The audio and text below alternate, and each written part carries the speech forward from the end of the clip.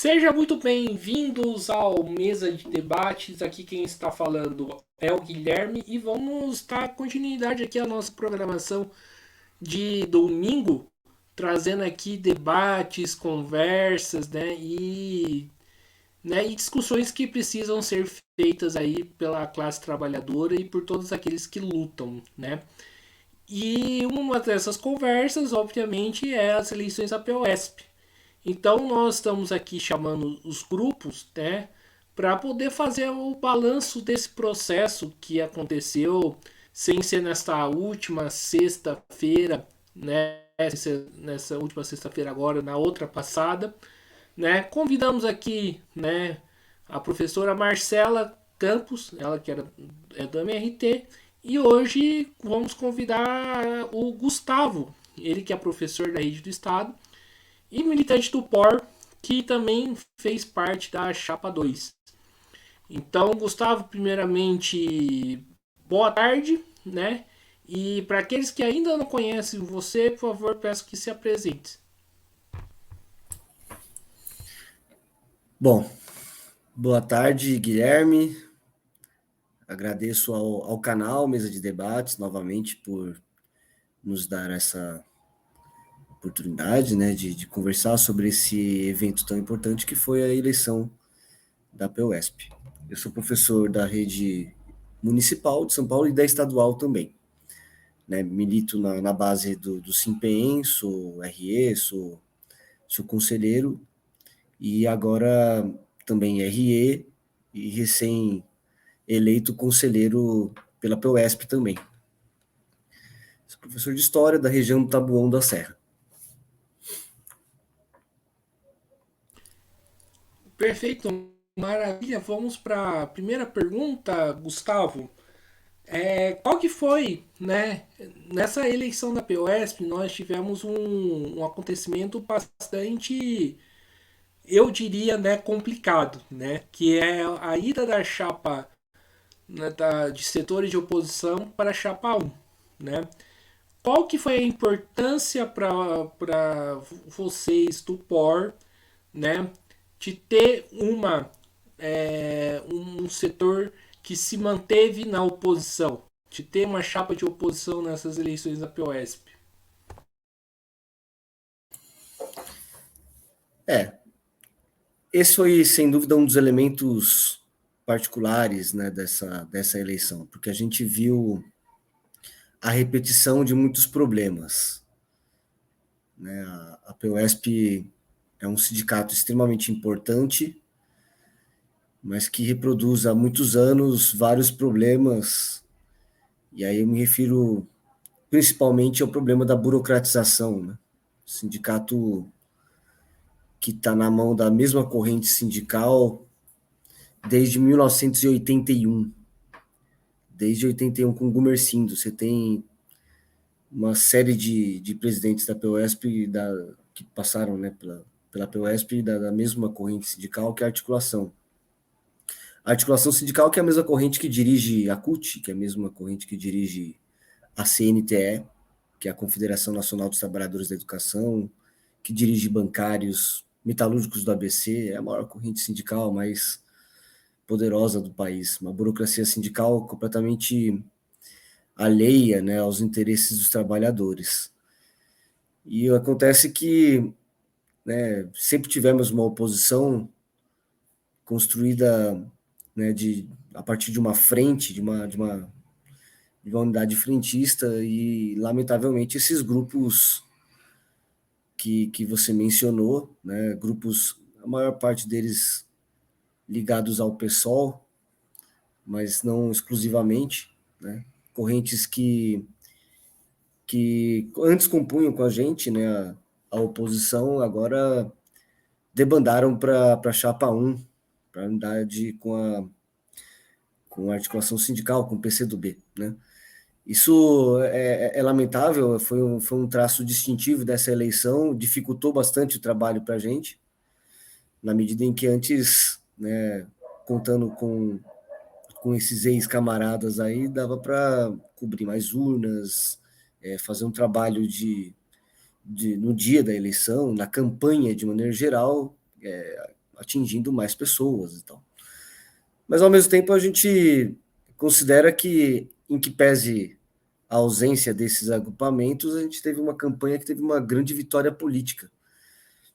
Na verdade, até por conta disso, né, a gente contando aí com poucos recursos, com todas as dificuldades, né, que tivemos, conseguimos ganhar subsedes importantes, como foi o caso de Santo André, como foi o caso da Lapa.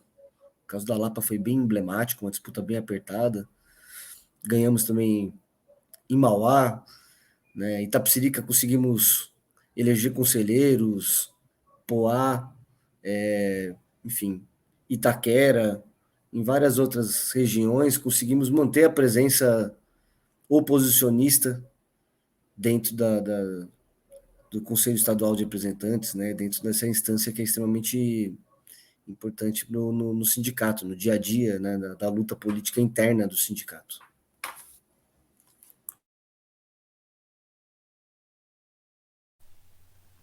Perfeito, Gustavo. Gustavo, eu estava conversando, né, com a Marcela. Eu queria saber a sua opinião também, né? Para mim, essa ida do PSOL, né, de parte do PSOL, né, digamos assim, vamos ser honestos, o único acho que não foi, né, foi a CST. Para mim está relacionada a um alinhamento que o pessoal está tendo no último período ao PT, né? De modo geral, você vê isso? Que eu consigo lembrar de cabeça aqui a CST e a esquerda marxista, né? Que também acho que está dentro do pessoal. E sem dúvida, há um reflexo da conjuntura, da política burguesa nacional, inclusive. Então, por trás tem uma avaliação política que eu acho que merece ser debatida, né? Como justificativa foi dado o argumento, né, por essas correntes, de que se tratava de uma luta contra o fascismo, da necessidade de unir o sindicato para poder combater o Tarcísio, e me parece que tem vários problemas aí, né? Acho que o primeiro deles é mais de avaliação mesmo, né? Porque essa ideia de que nós estamos na iminência de um golpe fascista ou coisa do tipo tem se mostrado equivocado, né? É verdade que existe um crescimento, um fortalecimento das tendências direitistas, ultradireitistas, fascistizantes. A gente está vendo esse processo, acompanha com bastante preocupação. Temos que reagir, temos que organizar o movimento para enfrentar essas tendências, para derrotá-las, mas daí a você caracterizar que estamos numa situação de iminência de um, do fascismo no país é um erro de avaliação, né? E para além disso, me parece que a ideia de que você fortalecer a burocracia sindical, né, e caminhar ao lado da articulação seria uma forma de responder a isso, eu acho que é equivocado. Na verdade, o que a gente vê é que o reformismo é que está aplainando, né, o terreno, o caminho justamente para o fascismo, na medida em que vai bloqueando, né, as vias, né, os métodos próprios dos trabalhadores para responderem à ofensiva geral da burguesia da direita e ultradireita. Então, a gente não caiu nessa. Aqui está um setor que compreendeu, né, a importância da luta contra o Tarcísio, de estabelecer, sim, certas unidades concretas e práticas de ação. Nunca fechamos a porta para essa via, né? No que diz respeito à luta contra a direita e a ultradireita, a gente está disposto a estabelecer certas alianças pontuais, mas daí a enfraquecer a luta oposicionista dentro da POSP, fortalecer a burocracia sindical e fazer uma unidade com a Chapa 1, tem uma grande distância. Então, acho que foi um grande acerto manter essa chapa de oposição, erguer a luta contra essa burocracia, sustentar a Chapa 2, porque é com essa mobilização oposicionista que a gente vai fortalecer o movimento pela base, né? É o caminho para fortalecer a própria POSP. Se a gente quer responder à burguesia, ao Tarcísio, à outra direita e à direita, a gente tem que fortalecer a nossa ferramenta de luta histórica, que é o sindicato. Gustavo, você sabe, mas eu pude ajudar nas eleições da POSP, obviamente, né, apoiando, né, a Chapa 2. E uma coisa que eu percebi, né, fui enquanto independente, porque achava que é importante aí, né, prestar o apoio aí aos setores de oposição, né, eu tenho isso, né, pelo menos como concepção política pessoal. E eu, né, percebi que, pelo menos na Zona Norte, teve um quórum muito baixo nessas eleições, né? Muitos professores não votando, né? Muitos professores, né, por conta da política da Chapa 1, rechaçando, né, o sindicato como um todo, né? Foi até interessante porque teve uma professora que eu estava conversando, você é da POSP, então você não quero conversa. Eu falei, professora, eu estou apoiando a chapa de oposição, posso você me dá uma chance de eu falar com a senhora, né? E aí foi interessante esse movimento. Eu queria que você falasse um pouco desse baixo quórum, né? Porque a Chapa 1 falou que a POSP está fortalecida, né? Mas eu acho que o buraco é um pouco mais embaixo. Sim, na verdade, o que a gente está vendo na POSP é reflexo de um problema mais geral, né? Esse problema dos baixos índices de sindicalização é um problema que atinge praticamente todas as categorias, né? Então, a gente vê, por exemplo, em vários setores em que a gente, do POR, né, da corrente proletária, que a gente atua, que a gente tem trabalho político, a gente vê que a terceirização, né, esses contratos precários, de certa forma, pesa também o autoritarismo das chefias, no nosso caso aqui da rede estadual, das direções, né, das escolas, expressando, né, de certa forma, o autoritarismo que vem do governo. Então, tudo isso compõe uma situação em que o trabalhador ele se sente acuado, né, e um quadro difícil de sindicalizar, inclusive. Você pega setores operários, por exemplo, onde tem a terceirização correndo solta, o cara tem uma rotatividade muito grande, ele não para, às vezes, numa fábrica só, então é difícil de, de captar esses companheiros e companheiras, né, de ganhá-los para o sindicato. Mas, ao mesmo tempo, tem um problema político mais de fundo, que, sem dúvida, é decisivo, que é o problema da burocratização. Né? Você tem uma burocracia que trai a todo instante os interesses dos trabalhadores, está ligada à política burguesa, como é o caso da Maria Isabel, né, como deputada.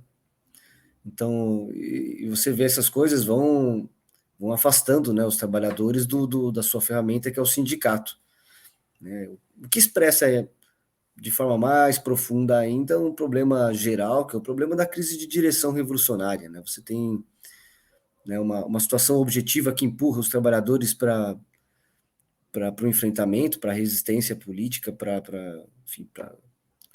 a luta instintiva, só que você tem, né, as suas direções jogando um papel nefasto. Né?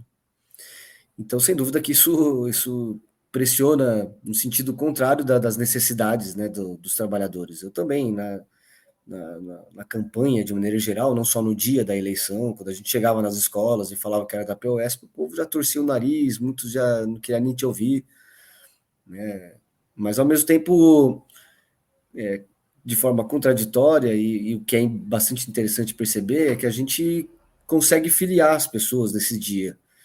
Tem muita gente que quando você chega e fala, não, aqui é contra a Bebel, é contra a burocracia, a gente quer um sindicato democrático, os caras falam, finalmente estou ouvindo alguma coisa aqui que interessa para os trabalhadores e tal, e aí inicia-se um diálogo, quer dizer, é possível reverter, né, essa tendência, lutando contra ela, né, nadando contra a maré, mas assim, depende do trabalho de base, depende da gente enraizar, né, a oposição, né, me parece que esse é um dos pontos do balanço que é bastante importante, né, a Chapa 2 agora vai ter que realizar essa tarefa, né, fundamental de retomar o contato com todo esse professorado que votou, inclusive, na Chapa 2, e os que não votaram também, né? Você sabe que teve uma mudança importante, só para encerrar essa parte, teve uma mudança importante nessa eleição, que foi o fato do voto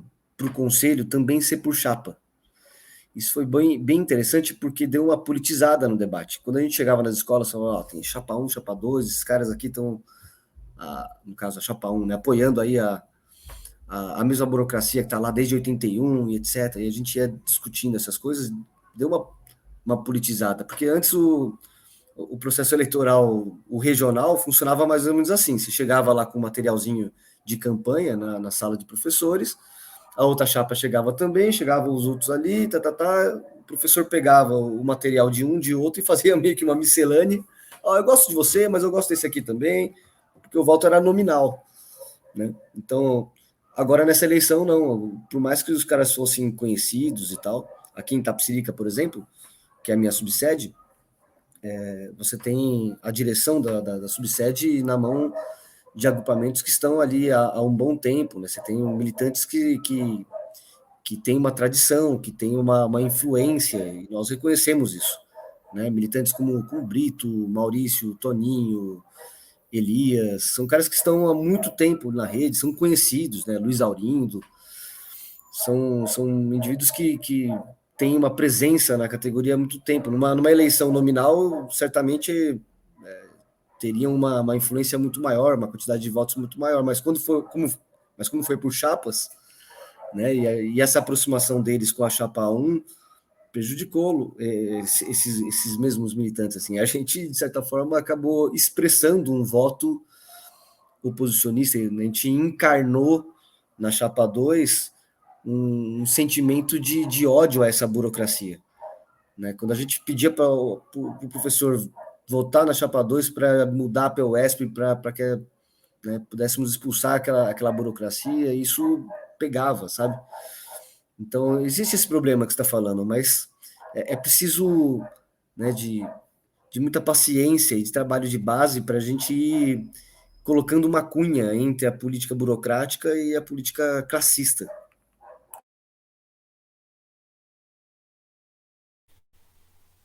E, e eu acho que uma das perguntas que a gente precisa responder nesta conversa aqui, né, e eu acho que também foi uma das perguntas que rodeou o debate político das eleições da POSP, imagino eu, é de como derrotar o Tarcísio e derrotar a extrema-direita.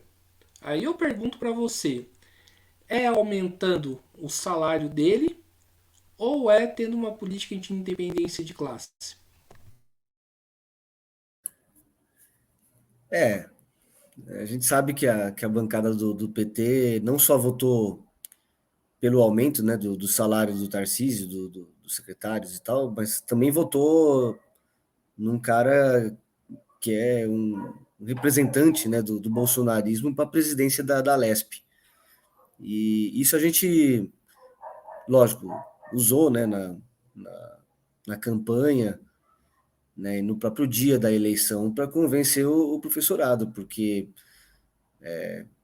não adianta a chapa 1 comparecer, né, diante do professorado falando, a gente tem que fortalecer a PUESP, para isso, né, precisamos da unidade, porque o Tarcísio é um inimigo poderoso, etc.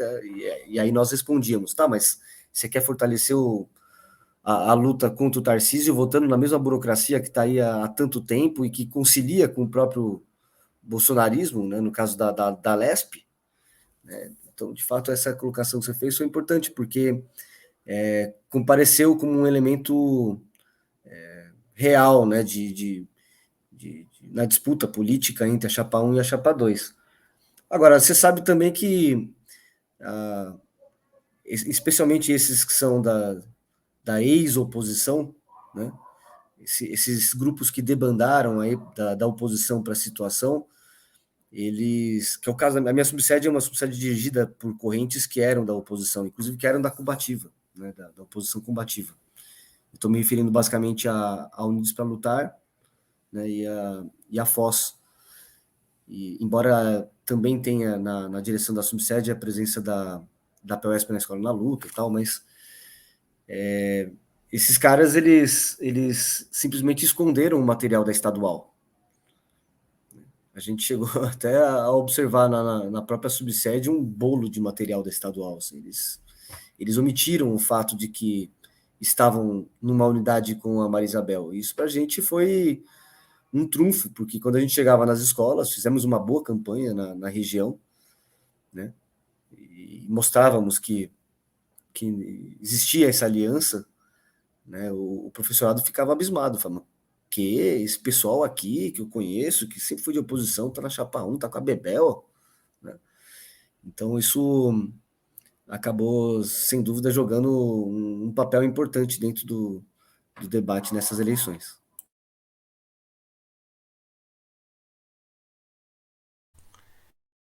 Entendi. E, Gustavo, durante o processo eleitoral, né, não vou falar que aconteceram, né, porque seria uma acusação grave e o canal aqui não tá tentando, né, ao máximo evitar algum tipo de processo, né, não porque a gente quer omitir os fatos, mas sim porque a gente não tem dinheiro para pagar. Mas surgiram várias acusações, né, da Chapa 2 em relação a possíveis fraudes, né? Que é algo bastante sério e bastante complicado. Gostaria que você comentasse aí sobre essas acusações, né? Sobre essas suspeitas fraudes aí que vocês acusaram a Chapa 1. Olha, existem muitas suspeitas. A gente viu, de fato, muitas coisas estranhas acontecendo, né? Deu para observar listas com assinaturas com letra muito parecida, para não dizer igual, né? Por exemplo, participei da, da apuração, né? Tanto na regional, claro, quanto na estadual, lá na quadra dos bancários. E você via situações esquisitas, assim, do tipo 5, 6 cédulas que foram colocadas dentro da urna, tipo, juntas, assim, entende? Então, você tem situações que a gente presenciou de fato e que nos dão indícios de que não foi uma eleição totalmente limpa. No nosso entendimento, a burocracia sindical ela faz uso, sim, desse tipo de situação, né, de, de expediente. Então, lamentavelmente, é uma situação que, especialmente nas urnas em que eles caminharam sozinhos, né, é uma situação que acontece. Né? Você tem, eu escrutinei, por exemplo, umas urnas de Bragança muito duvidosas, né? Tipo, nenhum voto, tanto na chapa 2 quanto na chapa 3, um fiscal só, a ata não tinha nada de anotação, quer dizer, existem sim essas suspeitas, né? A gente desconfia de que esse processo não tenha sido totalmente limpo e honesto, como nas outras vezes também. Esse, no fundo, não nos surpreende tanto, porque a gente já viu isso acontecer diversas vezes na POSP. E falando em Chapa 3, quais são as diferenças de vocês com a Chapa 3 e por que não houve uma tentativa aí de fazer uma chapa única para estadual de oposição? A chapa 3 é a chapa da UP, né?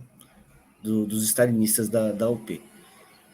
Na verdade, eles estiveram compondo com articulação nas regionais e lançaram na estadual essa chapa pura, só deles, né? Eu acho que a gente tem que perguntar para eles, viu, Guilherme? Por que eles resolveram sair sozinhos e dividir a oposição? Né? Se tinha uma divergência com a articulação sindical, então por que saíram unidos com a articulação nas regiões? Né? E se não tinham um acordo conosco, então por que não tornaram público esse desacordo? Por que não houve o debate? Por que não compareceram, por exemplo, a nossa convenção? Né? Houve um chamado para uma convenção e para a formação dessa chapa, né? Poderiam ter comparecido, enfim. Eles tomaram essa opção, a meu ver, tem a ver com autoconstrução, né? Devem ter pensado ali e ponderado a importância que teria para projeção dos nomes dos seus militantes. Pode ser. Aqui a gente entra num campo de especulação, porque quem tem que se explicar são eles próprios, né? Entendi. E Gustavo, quais são os próximos passos que você está corrente proletária pela educação pensam em relação à oposição? Quais são os próximos passos aí da oposição aí da Chapa 2? Eu acho que essa é a pergunta mais importante, porque o processo passou e agora nós temos vários desafios aí, né? Da conjuntura, várias questões que precisam da resposta coletiva, e a Chapa 2 tem que jogar um papel, deve jogar um papel importante nisso tudo, porque existe um elemento aqui que é o seguinte: essa Chapa 1, inclusive com a adesão desses setores que antes compunham a oposição, tem uma função na conjuntura. A ideia é bloquear, né, o caminho das lutas. Esses caras precisam dos sindicatos para poder blindar o governo. Né? Você vê o caso da reforma do ensino médio. Existiu um levante instintivo, uma rebelião a partir das escolas e que tomou conta da mídia, né, o escândalo que representou a divulgação daqueles itinerários completamente absurdos, né? O impacto que isso teve na opinião pública e etc. Ali nós tínhamos todas as condições para um levante generalizado para derrubar, né, para revogar essa reforma, o tal do novo ensino médio. No entanto, você vê que, né, as principais entidades sindicais, né, a POSP inclusive, a CNTE, a própria CUT, de maneira geral, atuaram no sentido de controlar o processo e impedir que extravasasse para uma luta mais ampla, mais profunda, mais radicalizada, né? E veio aí o golpe, né, do ministro Camilo Santana, no sentido de tentar cooptar esse movimento com o anúncio daquela suposta consulta e com o tal do adiamento, né, a suspensão da aplicação da reforma. Então, você vê que essa é uma tarefa que estava colocada e os sindicatos, né, com as suas direções sindicais, acabaram bloqueando o caminho da luta coletiva. E me parece que esse é um dos pontos, né, das tarefas que temos que cumprir. Existem vários problemas que atingem o professorado e os trabalhadores de maneira geral, e a gente precisa, né, da luta, né, do combate classista nas ruas, com os métodos, né, da classe operária para poder enfrentar o nosso inimigo de classe. Né? E aí eu entendo que me parece importante fortalecer nas regiões a própria Chapa 2, né, manter essa aliança, que não se coloque apenas como uma aliança meramente eleitoral, que a gente possa ter a continuidade desse trabalho frentista e que permita enfrentar a burocratização dos sindicatos, porque a gente precisa enfrentar o arroxo salarial, a gente precisa enfrentar a aplicação das contrarreformas, né? No caso da rede estadual de São Paulo, você tem, né, uma série de ataques que foram despejados aí sobre os trabalhadores, né? A reforma administrativa que foi aplicada pelo Dória, que eliminou conquistas históricas, como as faltas abonadas. A gente não tem nem o direito à falta à aula, que a gente conhece popularmente como bolinha.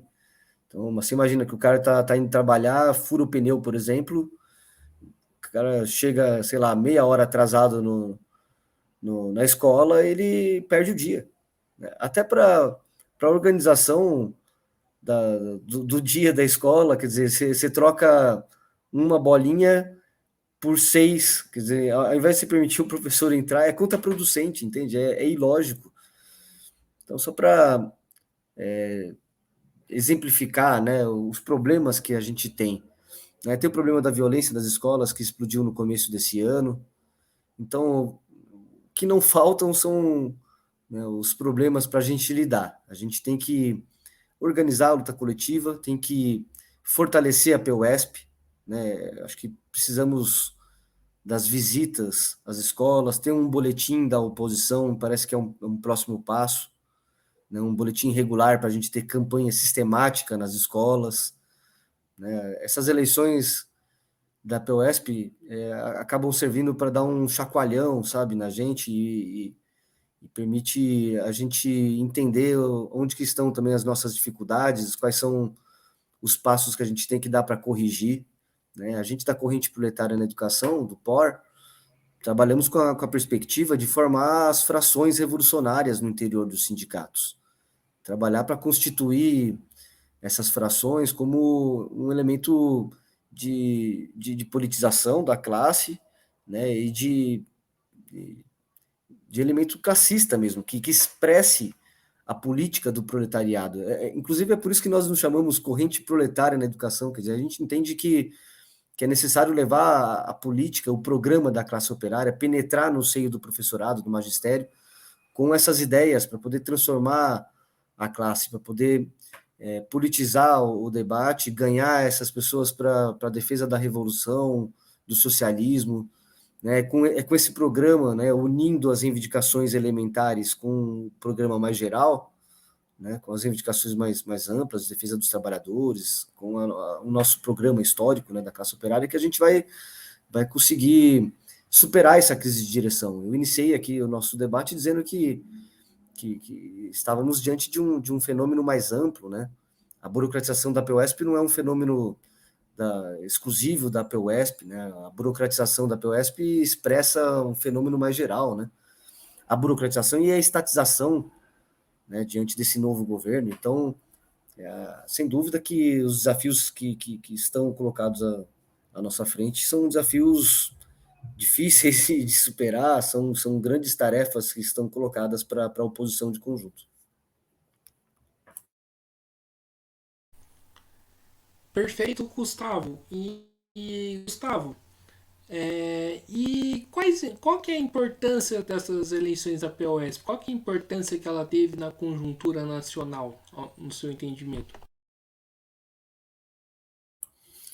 Boa, eu acho que essa é uma pergunta também que interessa bastante aos trabalhadores de conjunto, porque você vive agora um momento, né? Nós vivemos, né, uma situação muito difícil para os trabalhadores. A gente vem de um golpe de Estado em 2016, seguido de um período de pandemia, com aprovação de contrarreformas muito duras, né, como a trabalhista, a previdenciária, a lei do teto, né, a lei do teto agora complementada por esse novo arcabouço. Então, você tem uma série de questões que têm dificultado muito a vida dos oprimidos, né, da juventude oprimida, dos trabalhadores, e tudo isso é reflexo da crise estrutural do capitalismo, né? A gente vive um momento de desagregação econômica, de crescimento das tendências bélicas, né? E a POSP é um sindicato importante no quadro geral do sindicalismo brasileiro. é um daqueles sindicatos chaves, né? Assim como é o Sindicato Metalúrgico da ABC, etc. Por muito tempo, a POSP foi o maior sindicato da América Latina. Não sei se ainda ocupa esse posto, não tenho essa estatística.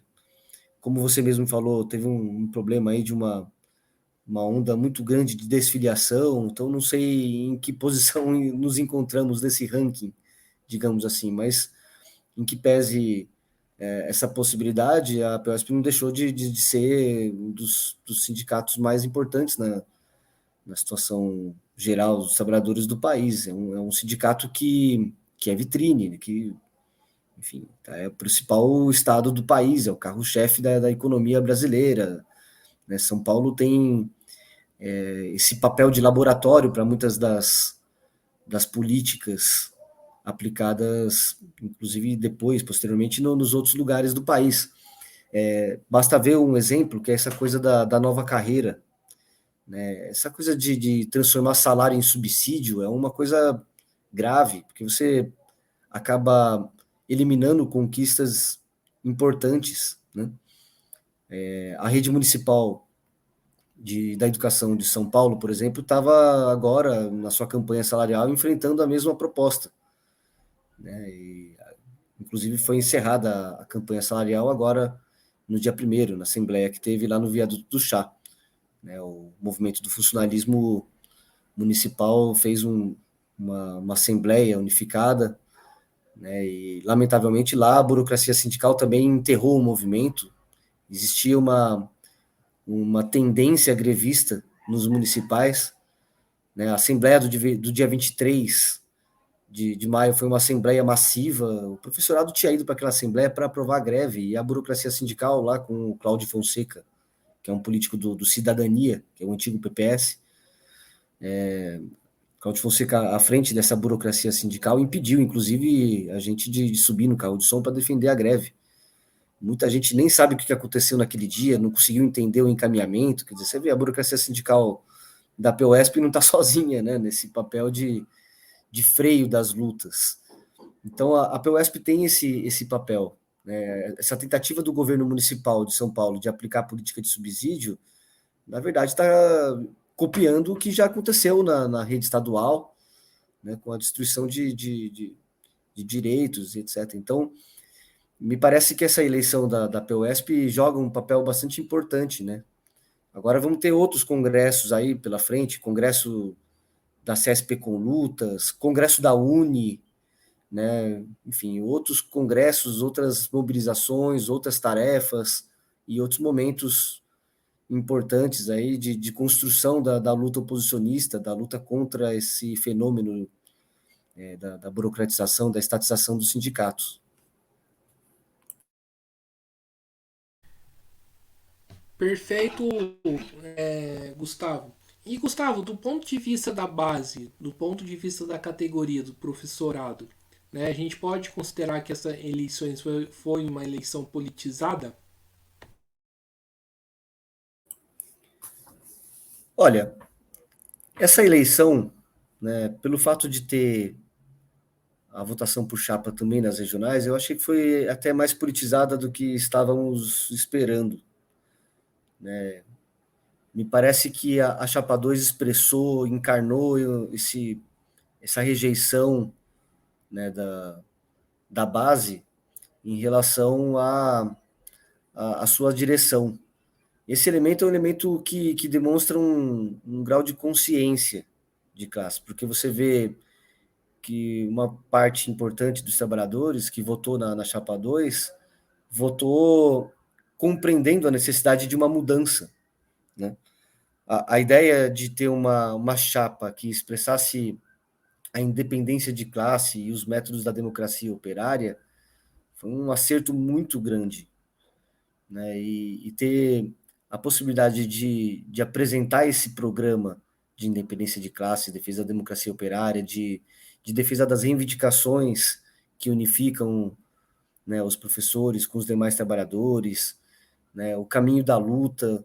É bem significativo o nome da nossa chapa, quer dizer, é uma oposição combativa, quer dizer, a gente precisa do sindicato para combater em defesa dos nossos interesses. Então, isso tudo pesou, eu acho que positivamente, e tornou essa eleição mais politizada do que a anterior, que eu participei, pelo menos, né? Eu não tenho tanto tempo de APUESP assim quanto outros colegas, né? Nós temos na corrente proletária camaradas que estão desde os anos 80, né, nessa batalha de ideias, de programa, enfim. E, de certa forma, o que a gente vê é que existe um elemento de despolitização, existe, porque tem muitos colegas novos, nós temos muitos contratados, né, que recém-ingressaram na rede, né, esse elemento dos contratados, dos categoria O, merece uma atenção muito grande nossa, porque é uma camada ultra explorada, realiza o mesmo trabalho que qualquer outro professor ali, dá aula igualzinho a mim e a todos os outros que são efetivos, só que não tem os mesmos direitos, né? São tratados de forma discriminatória pelo governo. O governo Serra, né, aplicou essa medida de divisão mesmo da categoria, nessa famosa sopa de letrinhas, né, que a gente se refere, né? E esses elementos dificultam a mobilização, porque o categoria O, lamentavelmente, ele fica mais submetido mesmo à pressão das gestões, ele tem medo de se sindicalizar, de participar das atividades. Para a categoria O paralisar, por exemplo, participar de um movimento de greve é bem mais complicado. Então, você tem essas diferenças, né? Embora seja um direito e a gente sempre lute para que o categoria O pare junto conosco, a gente também entende, né, compreende o problema político que está por trás, né, a ameaça que paira sobre eles. E mais, a gente tem uma camada de professores que já se formou no ensino à distância. E eu não estou aqui fazendo nenhum tipo de julgamento moral sobre a formação desses professores, mas é que tem uma interferência direta aí na questão da tradição de luta, porque o cara não passou pelo movimento estudantil também. Eu, por exemplo, me formei como militante atuando no movimento secundarista e depois passei pelo movimento estudantil universitário. Então, quando eu cheguei no chão de escola, eu não era cru. Eu já sabia mais ou menos como é que funcionava a coisa, já tinha alguma noção. Agora, você tem uma camada de professores que não passou pelo movimento estudantil, né, recém ingressou na rede, não viu nenhum grande movimento. A última grande greve que a gente teve foi em 2015. Então é uma galera que não sabe, não conhece, não tem nenhuma referência. É diferente da velha guarda, que viu a greve de 93, que viu as greves todas dos anos 2000, em particular aquela greve importante de 2000, né, que teve aquele acampamento na Praça da República, enfim, todas as outras greves que vieram depois. Então, para essa camada, e é uma camada numericamente considerável, não existe essa referência, essa tradição. Então, me parece que a vanguarda tem o papel de mostrar isso, de ir educando essa nova camada nessa tradição que está se perdendo. Então, é preciso ter esse cuidado de manter bem alto a memória de uma PUESP forte, né? De uma PUESP que botava 50, 60 mil pessoas nas ruas quando fazia suas paralisações. Então, eu acho que esse é um dos desafios. Me parece que essa eleição, ela não resolveu nada nesse sentido, mas ao fortalecer esse polo classista, né, pode estar pode ser uma espécie de pontapé inicial no sentido de abrir nessa perspectiva de politização da base.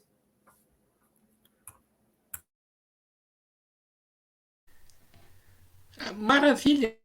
E falando aí sobre os setores que hoje são da Chapa 1, né, e que foram de oposição, houve algum chamado para esses setores, né, ou até mesmo exigência para esses setores, né, romperem com a Chapa 1 e irem para a Chapa 2?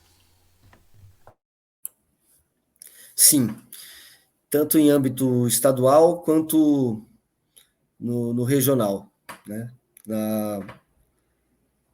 Aqui em Itapecerica, por exemplo, mas fizemos isso na Lapa e outras regiões também.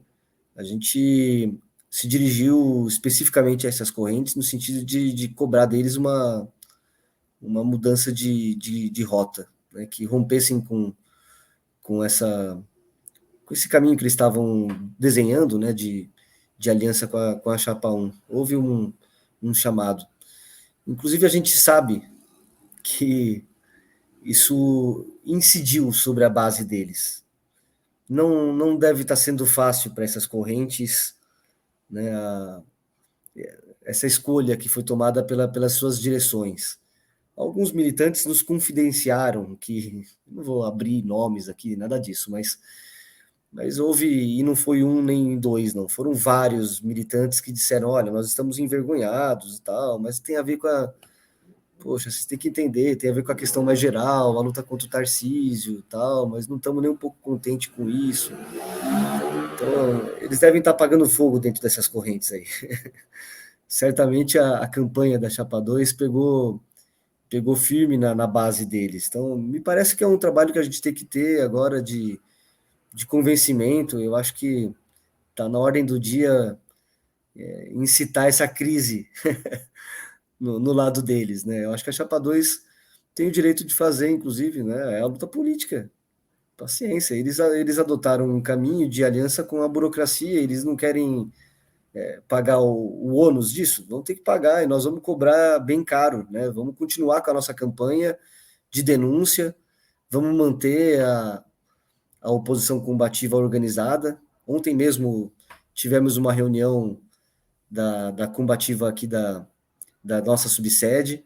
Nossa ideia é que a gente consiga fazer visitas às escolas, que a gente consiga ter um material próprio, né? Aquilo que eu estava dizendo para você quanto às tarefas, não estou falando só pela corrente proletária, não. A gente já discutiu isso internamente nessa frente, né, que é a combativa, e certamente vamos cobrar da base deles, do lado de lá, da Chapa 1, né, que rompa e que venha compor conosco.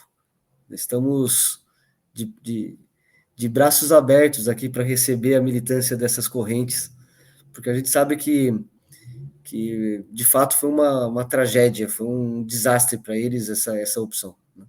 Particularmente aquelas correntes que se diziam mais à esquerda. Né? Algumas correntes não devem ter surpreendido a sua base, não, porque já estavam desenhando essa aliança. Você, sem querer ficar nominando aqui muitas correntes, mas a POSP na Escola na Luta, por exemplo, já estava numa política de aproximação maior com a Chapa 1.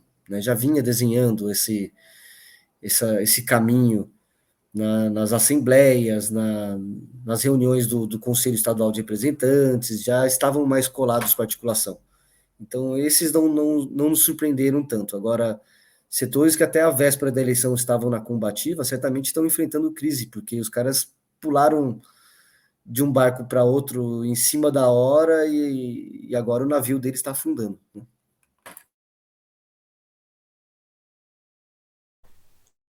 Maravilha, então vamos sair um pouco das eleições da POSP, né, Gustavo?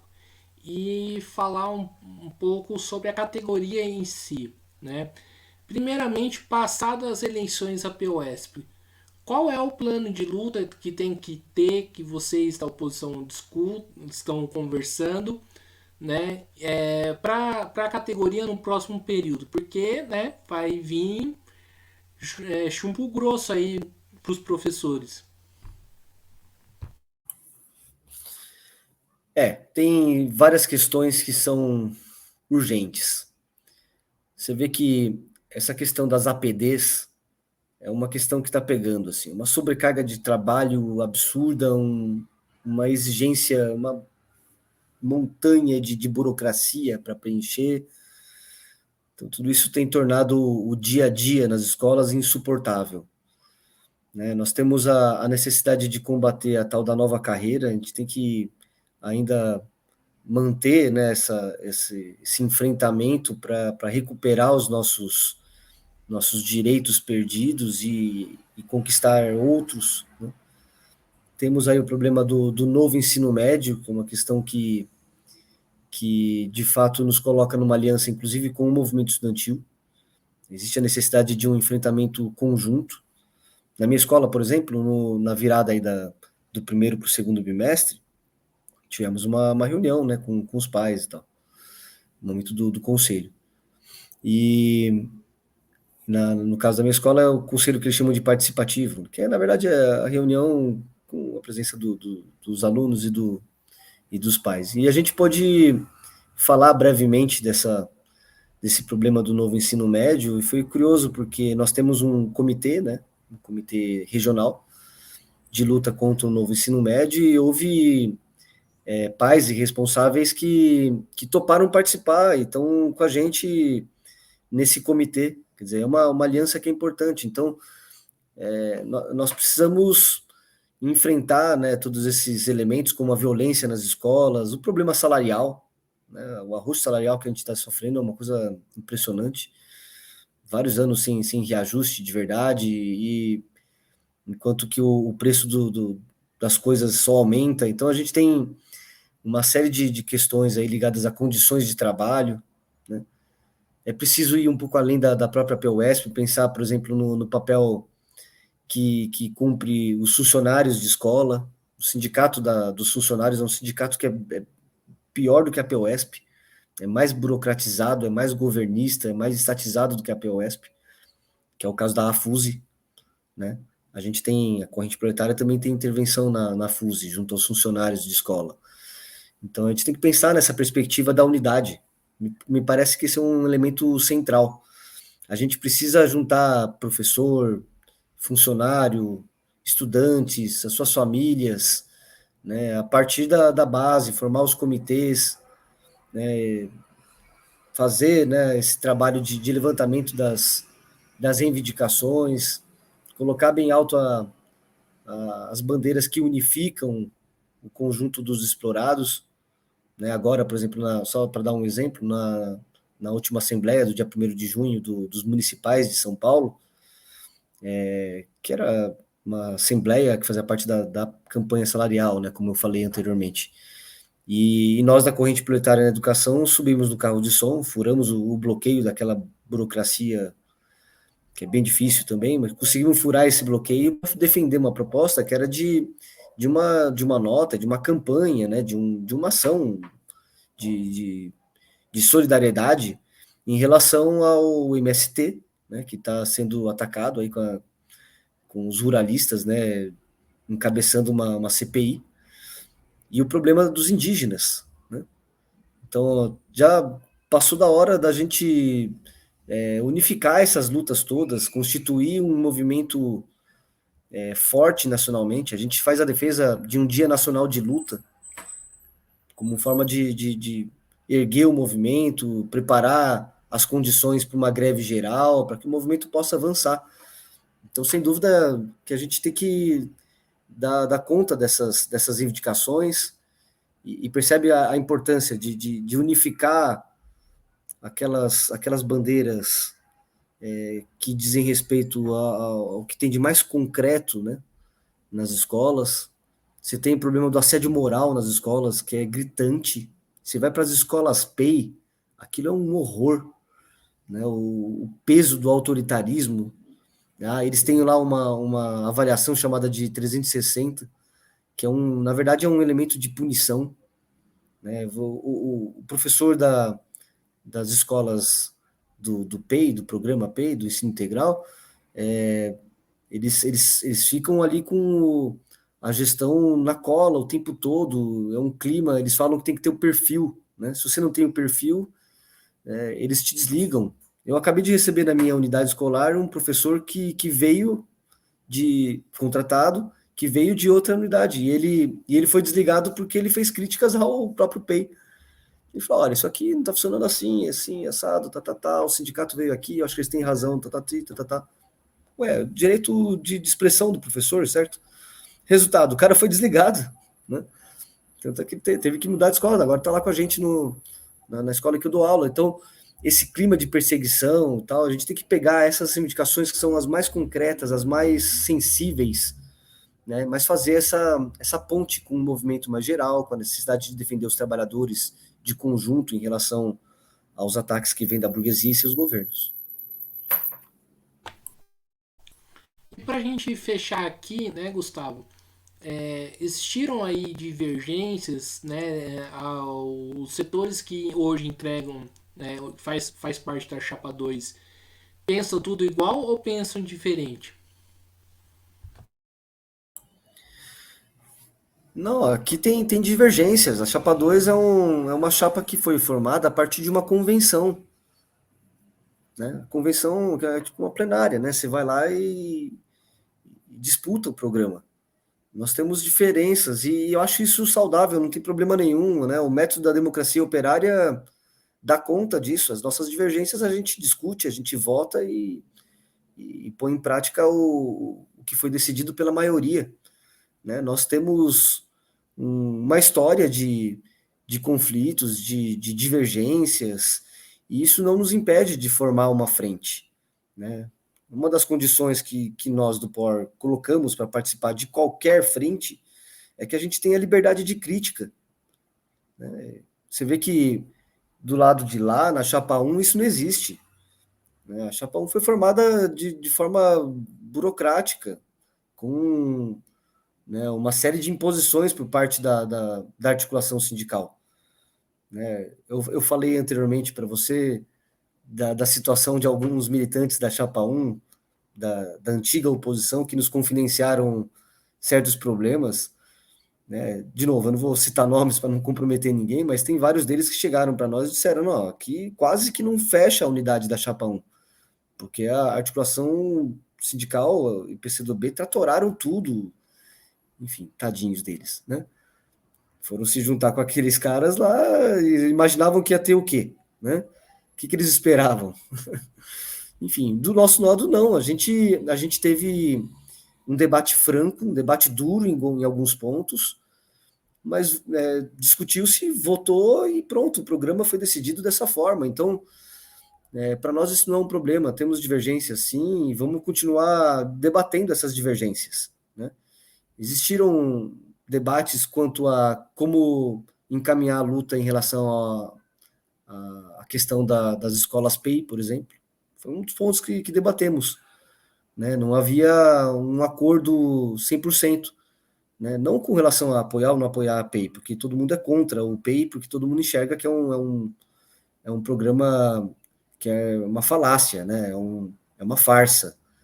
Na verdade, o PEI, o ensino integral, assim como o ensino à distância, é tudo elemento de uma farsa no sentido de que não responde aos problemas, né? Você tem a expulsão do aluno trabalhador, que depende do noturno. O PEI provocou o fechamento em massa de turnos, né? Do noturno. E a gente sabe que o perfil, inclusive da EJA, e a gente sabe que o perfil desse estudante que recorre ao noturno, geralmente é o do aluno trabalhador, né? E o cara não vai poder largar o emprego para estudar, ele acaba abandonando a escola. Você tem o problema da evasão muito grande. Então, há um acordo generalizado de que a gente tem que ser contra o PEI, mas não de como encaminhar essa luta, com cuidado para não parecer que o PEI, que a gente é contra o trabalhador que está na escola PEI. Esse é um dos pontos de divergência, né? A corrente proletária falou, não, a gente tem que ser claro.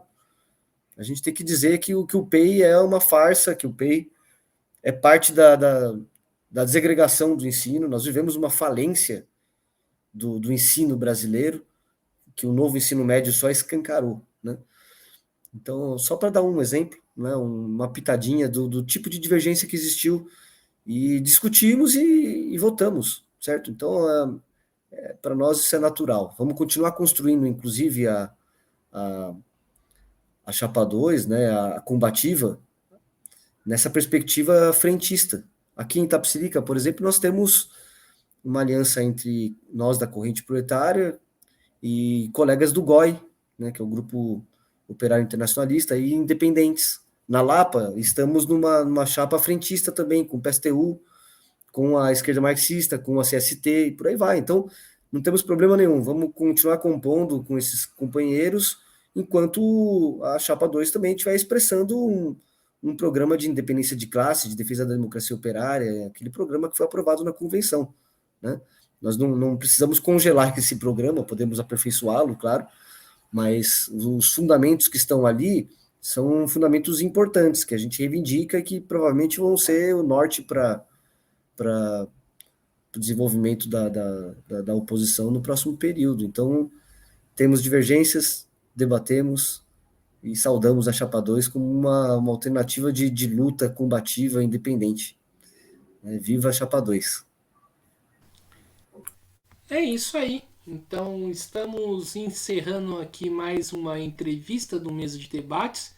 Quero aqui agradecer a participação do Gustavo, gostei aqui do nosso papo e passo a bola novamente para ele fazer as considerações finais. Bom, só tenho a agradecer novamente o canal Mesa de Debates é um canal que está cumprindo um papel muito importante, né, de debate político no seio da vanguarda e com projeção para o conjunto dos trabalhadores. Temos todo o interesse de que esse canal prospere, que os trabalhadores possam, da base, conhecer cada vez mais, né, o trabalho político que vocês têm realizado. Agradecemos por esse espaço novamente. E, do ponto de vista mais geral do encerramento aqui, o que eu quero fazer é um convite, né, para que os trabalhadores e trabalhadoras que estão nos assistindo possam entrar em contato conosco, né, não só com a corrente proletária, né, a gente pode ser encontrado aí nas redes sociais pelo @massas.por, mas não só conosco, eu acho que é importante fortalecer essa aliança, né, que representou essa frente que foi consumada aqui na Chapa 2. Né? Chamamos os trabalhadores e trabalhadoras a fazer esse balanço conosco. Né? A corrente proletária, por exemplo, vai fazer uma reunião no dia 18 de balanço dessas eleições. Convidamos os professores e professoras a debater conosco, a continuar organizando a oposição, combatendo a burocracia sindical em defesa das reivindicações, dos métodos e dos princípios dos trabalhadores. É isso. Então é isso aí, pessoal. Mais uma vez aqui agradecendo ao Gustavo, também agradecendo a você que nos acompanhou. Mandar aqui um abraço aí pro Rodrigo, né, que está nos acompanhando. E né, lembrar sempre aqui de para você ouvinte se inscrever no canal Mesa de Debates. Curta, compartilhe e comente esta e outras entrevistas, né, matérias, programas. Também curta a nossa página do Facebook, segue lá a gente no TikTok e no Instagram, né? Então é isso aí, por hoje é só, né? Forte abraço a todo mundo e fui.